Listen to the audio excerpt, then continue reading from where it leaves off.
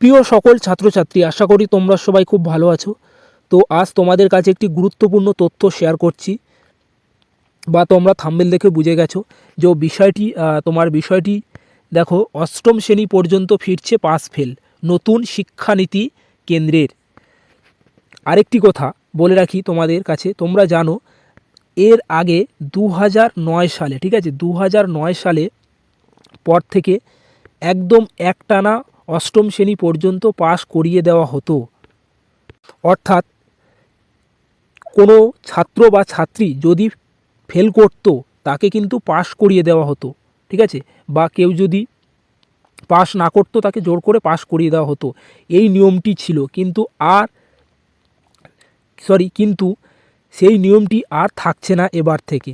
ওকে, তো এই বিষয়ে কি বলা আছে তোমরা পুরো ভিডিওটি ধৈর্য সহকারে দেখো, দেখলে বুঝতে পারবে। ওকে, তো দেখো বিষয়টি কি।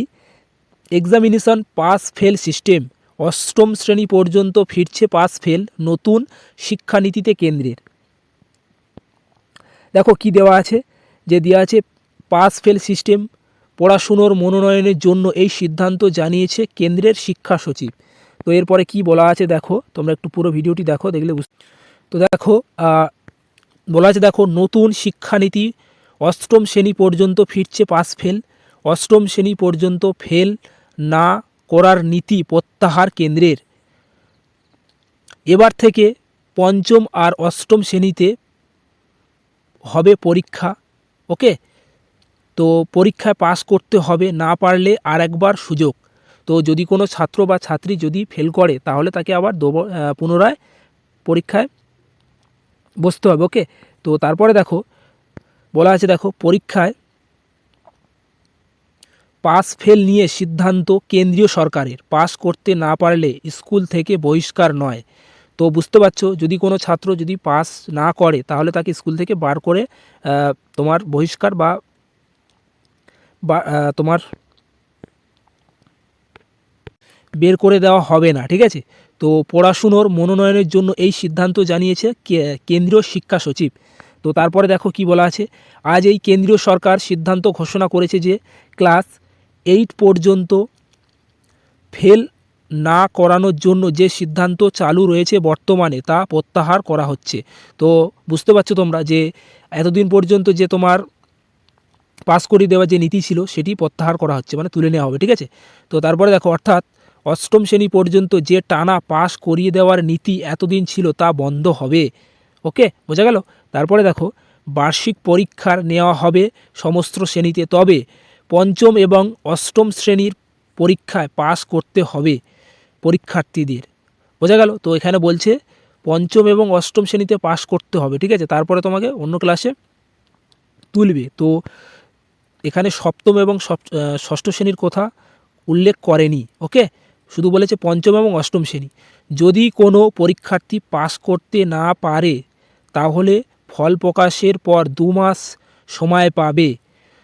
ওকে, তো এই 2 মাসের পর আবার পরীক্ষায় বসতে হবে। তো দেখো, যদি কোনো ছাত্র যদি কোনো বিষয়ে ফেল করে তাকে আবার পুনরায় 2 মাসের মধ্যে বসতে হবে পরীক্ষা, ঠিক আছে, পরীক্ষা দিতে পারবে, এখানে এটি বলা আছে। ওকে, তো সেইবার উত্তীর্ণ হতে না পারলে পঞ্চম শ্রেণী থেকে ষষ্ঠ শ্রেণীতে যাওয়া কিংবা অষ্টম শ্রেণী থেকে নবম শ্রেণীতে যাওয়ার সুযোগ পাবে না ওই পড়ুয়া। বুঝতে পারলে, যে তুমি যদি পঞ্চম শ্রেণীতে ক্লাস 5-এ ফেল করো তাহলে তোমাকে 6-এ তোলা হবে না, এবং তুমি যদি ক্লাস 8-এ ফেল করো তাহলে তোমাকে 9-এ তোলা হবে না।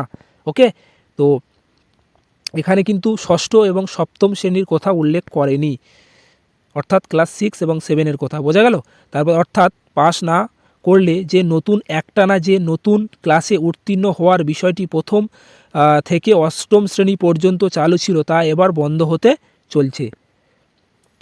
ওকে, আচ্ছা, তো তারপরে দেখো পরবর্তী দেখো, তবে কেন্দ্রের তরফে এত জানানো হয়েছে যে কোনো পড়ুয়া যদি পাস করতে না পারে তাহলে তাকে পাস করানোর দায়িত্ব স্কুলকে নিতে হবে। অকৃতকার্য হওয়া ওই পড়ুয়াকে স্কুল থেকে বহিষ্কার করা যাবে না কোনোভাবে। মানে যদি কোনো ছাত্র ফেল করে তাকে স্কুল থেকে বার করিয়ে দেওয়া হবে না। ওকে, তো তাকে পাস করার দায়িত্ব নিতে হবে স্কুলের। তারপরে দেখো অষ্টম শ্রেণী পর্যন্ত ফেল করলে কোনো পড়ুয়াকে স্কুল থেকে বহিষ্কার করা যাবে না। এবং দেখো এই যে বলেছে 2009 সালে ইউপিএ আমলে শিক্ষার অধিকার আইনে যে নীতি চালু হয়েছে সেখানে বলা হয়েছিল অষ্টম শ্রেণী পর্যন্ত অর্থাৎ 14 বছর পর্যন্ত কোনো পড়ুয়াকে ফেল করানো যাবে না। বুঝতে পারছো তোমরা? তো এর আগে তোমাদের পাস করিয়ে দেওয়া হতো, তো সেই নীতি এবার বাতিল করলো মোদি সরকার। পঞ্চম এবং অষ্টম শ্রেণীর পরীক্ষা পাস করতে হবে পড়ুয়াদের। কেন্দ্রীয় শিক্ষা সচিব জানিয়েছেন যে সমস্ত পড়ুয়া পড়াশুনো কোনো কারণে কমজোরি তাদের প্রতি বিশেষ নজর দেওয়া সম্ভব হবে। এই নয়া নিয়মের মাধ্যমে কেন্দ্রের নতুন নিয়মে পড়াশুনো এবং পড়ুয়াদের মান আরও উন্নত হবে বলে আশাবাদী তারা।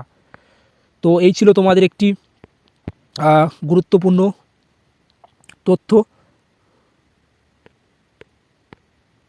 তো ভিডিওটি যদি ভালো লেগে থাকে তাহলে একটি লাইক, শেয়ার ও কমেন্ট করো এবং তোমার বন্ধু এবং বান্ধবীদের কাছে শেয়ার করে দিও। ধন্যবাদ ভিডিওটি সম্পূর্ণ দেখার জন্য।